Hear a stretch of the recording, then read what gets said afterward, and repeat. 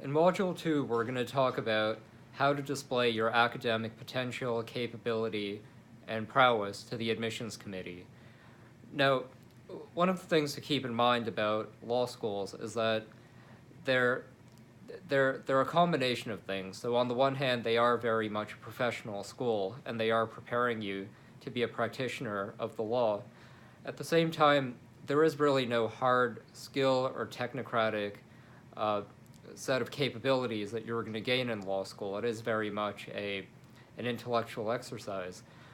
So they are interested in your academic potential as well as your intellectual side, and ultimately there is a high bar to meet.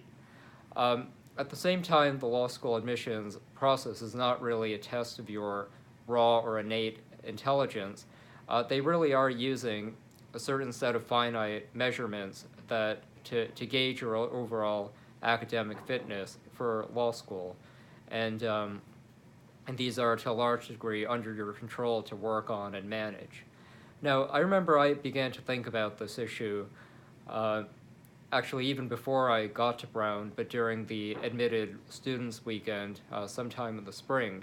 And I remember during the weekend, they had an info session with Brown's dean, who was in charge of law school admissions. And by that time, he had been doing it for, I think, 20-something years.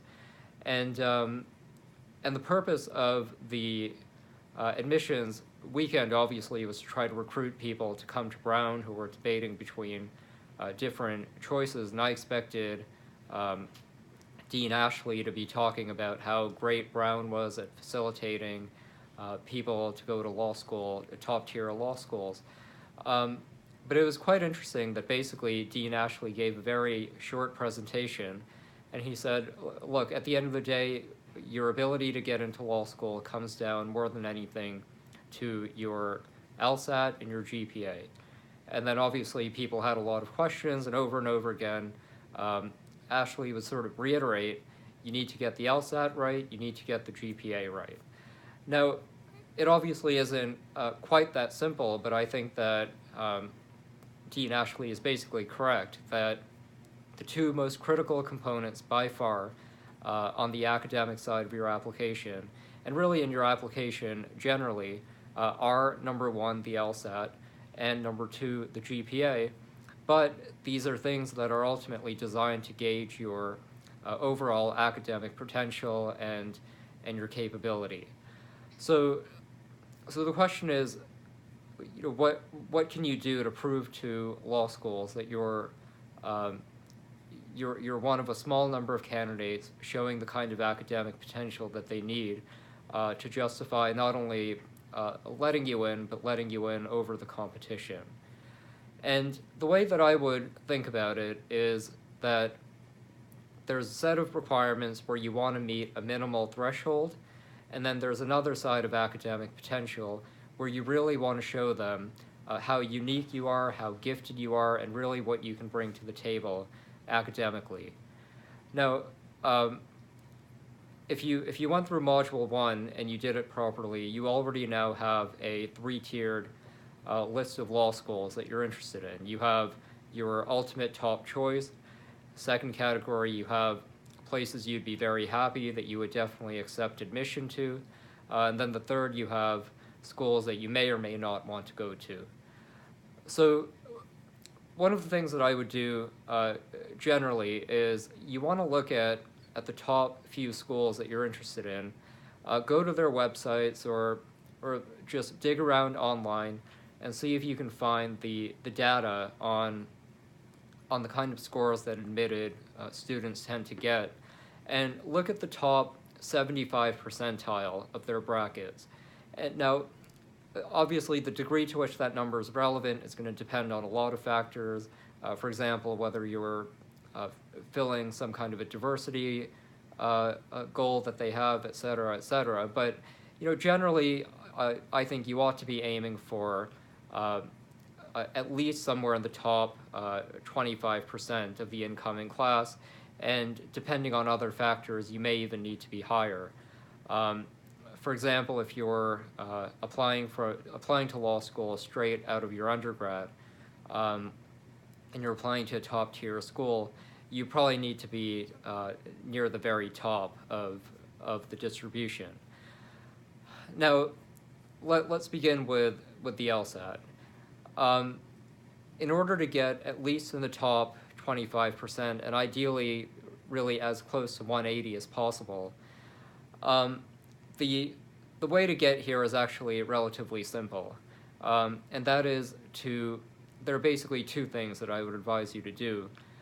Number one, by far, is to invest the time and money in a formal LSAT prep course.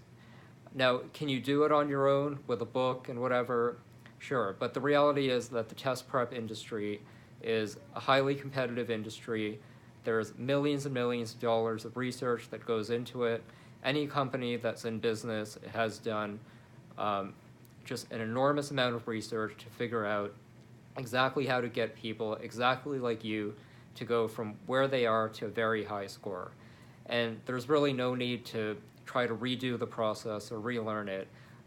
It's worth going through the process, doing all the homework, really taking it seriously, and it's well worth the investment. And if you're worried about the money, there are plenty of online courses that aren't that expensive, and you know, figuring out a way to get that money is going to be a beneficial thing. So number one definitely is to take a course, and number two is to spend a lot of time taking practice tests under conditions as close as possible to the actual exam. So one of the things I had done, for example, was I had a relatively long winter break, and during winter break, what I would do every morning is go to Brown, where I knew the test would be administered, and I would get there and park and then sit down in the library at the exact time that I knew the test would be administered. And I would schedule the breaks in the same way that I knew the test would be, and I just drilled over and over again. And this was after I had taken a formal course and done all the homework and everything, so I was already at a reasonably high level, but doing that extra work brought me toward the score that I needed. So number one is the LSAT. Number two is the GPA, and here I think your approach to getting the GPA that you need is ultimately going to depend on where you are in the process. Now, if you're watching this video and you're in high school, you're in good shape, and what I would urge you to do is, if you know that you want to go to law school, or you know you might want to go, really take that into account as you're navigating the college admissions process, and really think about make an informed choice based in large part on where you think you can get a 4.0 GPA or something very, very close to a 4.0. And when I say 4.0, I'm not saying this in the abstract. One of the things you have to keep in mind is that when you look at schools like Yale and Harvard and so forth, somewhere like 25% of the admitted class is basically coming in with a 4.0 GPA. So it's really, really important that you pick a college where you're likely to get a 4.0 GPA, and you can figure that out based on what the core requirements are. Does your school have a tendency toward grade inflation? Are there certain tracks or programs or whatever that you're particularly interested in and that particularly play to your strengths? Whatever it is. If you're already in college, then I think you need to think about whether or not you're on track to having the GPA that you need based on where you want to go. And if you aren't, what you can do about it. So what I want you to do is, regardless of where you are in the process, unless you've already graduated from college, really make a list of all the things that you can possibly do, both that you can continue to do and also things above and beyond that you can do to ensure that you either maintain your high GPA or that you can, or what you can do to improve it. And you might want to think here about course selection. You might want to think about different activities you could do over the summer, whether it's summer courses or other training. You might want to think about tutoring options.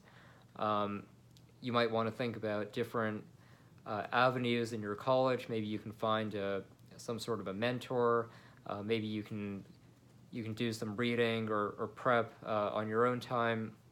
Maybe you can learn about and read about different study skills or time management. But whatever it is, really figuring out what you need to do to try to keep that GPA up. Now, if you're not sort of in a good place with your GPA, or you're not, you feel like you're facing an uphill battle, or maybe you're too far into college to really reach the point where you can get your GPA to where it needs to be, then I think this third part of the academic basket of your application really becomes important. And that is that what can you do to show the law school not only that you're meeting you're meeting these sort of baseline requirements on the LSAT and the GPA, but also really show them how gifted you are academically, and really show them what you can bring to your law school class, which at the end of the day is an intellectual and academic community.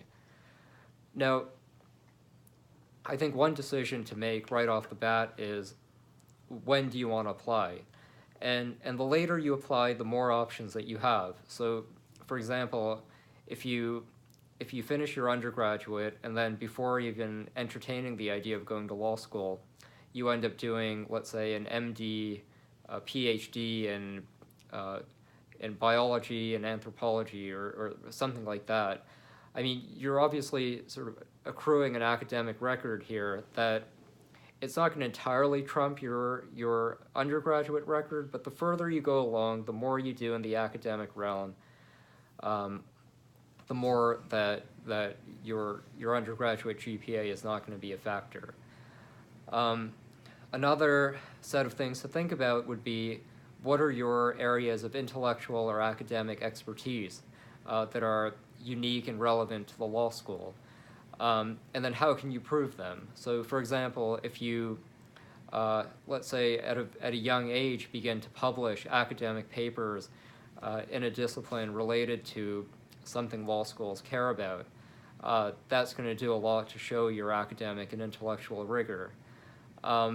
Maybe you can be a research assistant, or maybe you can really show mastery over some kind of a new cutting-edge scientific field, or an area that just isn't quite developed, or maybe you've done some kind of archival research. Things you can do to show that you have the basic academic and intellectual credentials to get in. So what I want you to do is think about all the things that you know about, things you've done, things that you're good at, courses in school that you've already excelled at, and think about what it is that you bring to the table academically and intellectually, and put those all down on paper. And once you sort of identify areas where you have an intellectual or academic edge, or where you think you could reasonably develop one, that'll provide a good foundation for moving on into the remaining modules.